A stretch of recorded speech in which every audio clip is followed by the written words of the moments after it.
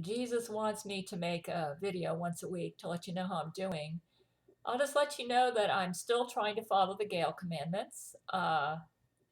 They get a little monotonous. So like right now it's about 11 and I still need to take my shower and dust. Though I try to vacuum clean before 10 p.m. so I don't disturb my neighbors because I have a very noisy vacuum cleaner. So, but I just thought of something. I thought a whole week's gone by and I haven't made my YouTube video. So I thought, and Jesus wants me to archive my life for tribulation saints. So I thought, what do tribulation saints need to know about my life? Well, Jesus instructed me to only spend money on food and bills. And I have to be honest with you, right after I lost my job and my income went way down from what I was making when I had a job, I didn't think it was possible to live on what I'm living on. But I've learned that you can do whatever Jesus tells you you need to do. You just take it one day at a time and obey him for that day, and he will meet your needs.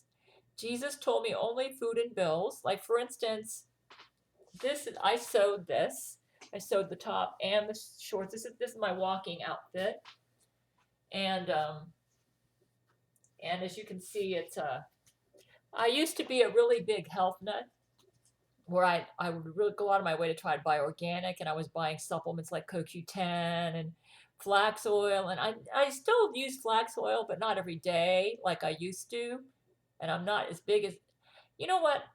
Jesus said he wants me to eat a balanced diet. I'm reading the Gail commandments right up there, without concerns about allergens or toxins, using the method of calories in, calories out. And that has worked really well for me. Uh, I am maintaining a weight around 126, and I've been doing it now for almost a month. And I'm finding the main thing is you got to make sure you get your exercise. So I work out on my machine here, and it doesn't feel like I'm getting a workout, but apparently I am. And I, I cut my own hair, and I've kind of figured out how to do it. And I didn't think I'd learn. Jesus said, Gail, I don't want you to go to a beautician. And it makes him seem so mean. And at first I thought, God, he's kind of mean. He wants me to cut my own hair. I can't cut my own hair, but as you can see, I'm not doing too bad. So, I've made some big boo-boos, but apparently he doesn't tell you to do something unless he knows you can do it. He doesn't give us more than we can handle. So I've learned that I, like I said, I lost my job in June 2012. And I've been obeying Jesus, and it is now almost 4 years later, and I'm not on the streets. Though Jesus said, Gail, if you don't listen to me, you could end up on the streets. He said, I mean, when I say food and bills, I mean food and bills. And he's been having to tutor me a lot on that because, like, if I used to be that if I saw a good deal, I'd think, oh, I need to buy it now to save money so that I can make sure I always have enough of this. For instance, I bought these little minor HEPA air cleaners for my mini air cleaner, and I bought enough to last me for about a year because I thought that I needed to change it every month. But now that I'm obeying Jesus in vacuum cleaning, I discovered I can vacuum the filters, and make them last for a long time. So Jesus said, you wasted your money on that, Gail. So he was right. He knew I'd figure out that I could vacuum the filters and I can make one filter now probably last for a year. And I don't even know if my air cleaner is going to last that long. So I did waste money on that. And like I said, I still need to vacuum. I mean, not vacuum, I have to dust. My allergies are always acting up. And he said, Gail, if you go out for your walks every day, I'll take care of your allergies. And I'm actually, for a 58-year-old, I'm in very good health. And I believe that the dusting and the vacuuming, that the Jesuits are probably putting something in the air that's really bad for my allergies. And I need to stay on top of that in my apartment or I'll be sick. I won't be able to breathe at night. I almost get asthma from whatever those Jesuits are putting in, whatever they're putting in the air. So I'm just saying, I'm finding, like Hudson Taylor, the great missionary to China, said, that I'm able to live on a lot less than I thought was possible. He takes care of you. And I mean, I've learned how to do my own budget and everything, but I'm finding ways where I can save money. There are certain things I can get free. When your income goes down, you can get some things free, and then you take advantage. Uh, Food and bills, in some foreign countries, they would look at my place and they would think I was rich. So you can do it. Um, I'm I don't have to spend money on beautician. I cut my own hair. I color my own hair, though I haven't colored it in a while because I want to finish my audiobook, which is taking me forever because I was working on my IMDb page, which took me 3 weeks. I only intended for it to take one day, but it's brilliant now. You guys, if anybody knows, if you're somebody and you don't know much about me or my men, this is the page to go to. It just really gives you a quick recap about my life and answers the most important questions that people ask me, which I've had such a complicated life, it's hard to explain. And I've now been able to put it all on one page, very well written and concise. Just hit the most important stuff and then I move on. And then I have links for those who want to explore a certain area more deeply. Another area where I'm trusting Jesus is with my mother. I felt at the beginning, when I first lost my job, I said, there's no way I can make it on the money that I have, that the income that I have. I'm going to have to get extra money somewhere. So I would go over to my mother to clean, and she paid me a little bit to clean for her. And I felt like I needed to do that to get the money I needed. And I wasn't really listening to Jesus. He has a kind of like a still small voice when you pray and he tries to talk to you. And I've noticed whenever you start feeling a lack of peace, if you're worrying, if you're not at peace, then you're most likely doing something that's not his will. And you need to just sit down, pray to Jesus and say, okay, Jesus, what am I doing wrong? Why am I stressed out? Why am I not having peace? And Jesus had to basically almost knock me over the head. He had a dog bite me to get my attention. He said, I let that dog bite you because you weren't listening to me, Gail. I don't want you to go to your mother to clean. You're not trusting me to take care of your financial needs. You don't need to go to your mother's. Your mother is abusing you. I don't want you to put up with that, Gail. See, my mother and my sister are in league against me. My sister is lying to my mother and telling her that I'm crazy and that my mother needs to treat me like a crazy person. And what's really sad, and I mentioned this at my IMDb page, is my man actually gave my mother $1 million, and when I was around her, I had to play dumb like I knew it didn't happen because they told me that the Jesuits removed her memories of that, and she believes the money came from my sister. And my sister's been lying and saying that that was her money. And my mother even used the money to buy my sister a new car, and she didn't get me, and I have an old '99 clunker. And I mean, it's running well, and I praise Jesus for that because I don't really have the money to spend on auto mechanics, but he's taking care of my needs one day at a time.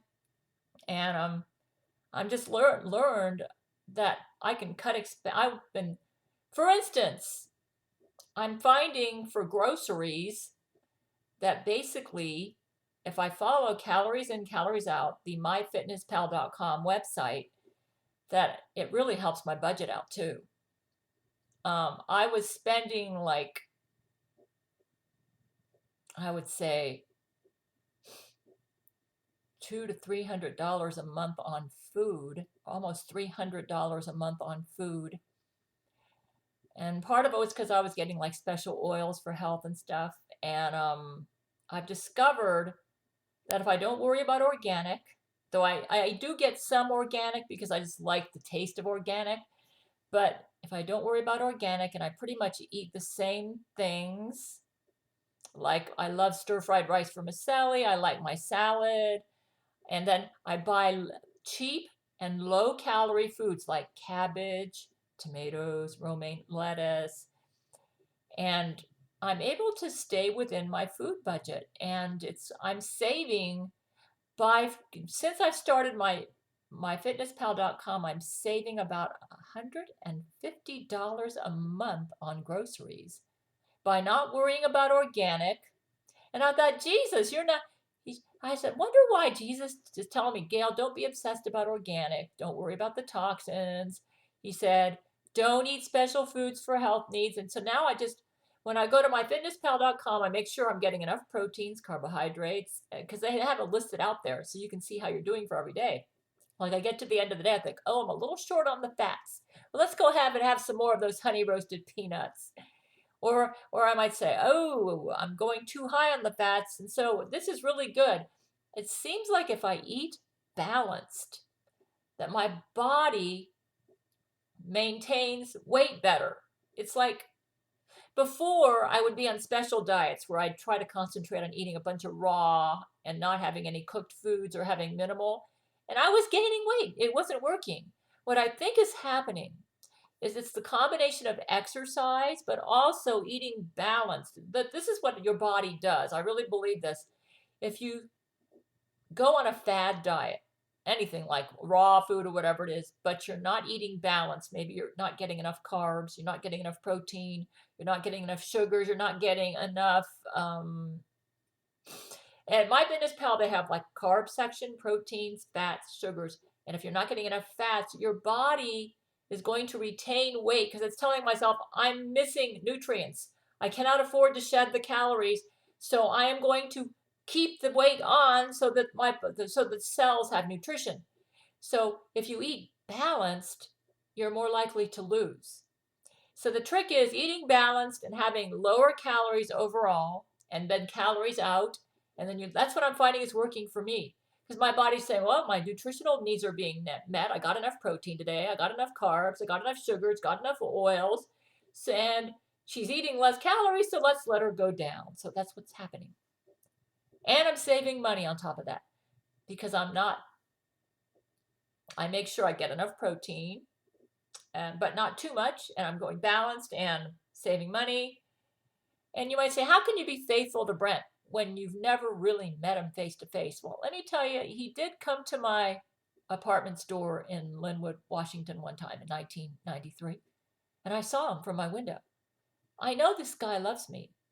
I've heard his voice on the phone. I've seen him from my apartment window.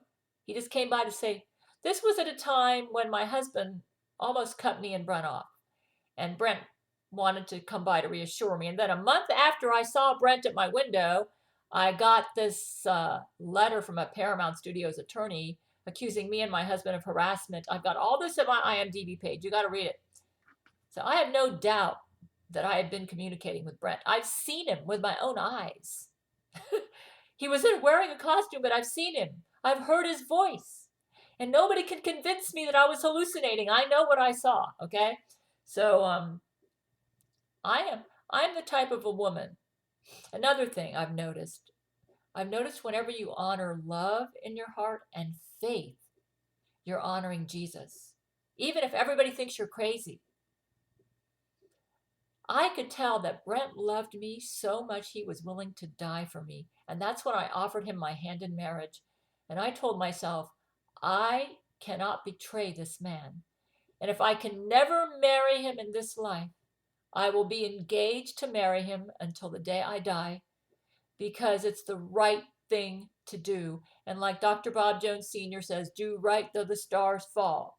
So if your heart is filled with love and faith in Jesus, and everything you do is motivated by love for those who love you, and love for Jesus, and faith in his promises, then you're going on the right track. Even if everybody says you're crazy. My men tell me that my mother's going to get right with Jesus.